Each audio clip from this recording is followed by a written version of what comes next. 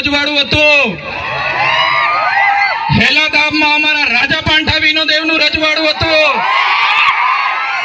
અમારા રજવાડાઓને યેન પેન પ્રકારે હેરાન પરેશાન કરીને ખદેડીને આજે અમને આદિવાસીઓને વિભાજિત કરવામાં આવ્યા છે.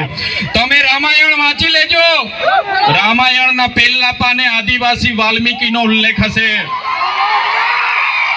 સબરીનો ઉલ્લેખ હશે, હનુમાનનો ઉલ્લેખ હશે, નિર્સાદનો ઉલ્લેખ હશે. આ અમારા આદિવાસી અમારા પૂર્વજો છે. તમે મહાભારત ઉઠાવીને વાંચી લેજો. જે એકલવ્ય છે અમારા આદિવાસીના પૂર્વજો છે. તમે મહારાણા પ્રતાપનો ઇતિહાસ વાંચી લેજો. એમાં પૂંજા ભીલ, દુધા ભીલ અમારી જે સેના હતી એ આદિવાસીઓની હતી. અમે એ સમાજમાંથી આવીએ છીએ એટલે અમને ગર્વ છે. શિવાજીનો ઇતિહાસ વાંચી લેજો. બેવડા ભીલ જે સેના લઈને આવ્યા હતા એ અમારા આદિવાસી હતા. આદિવાસી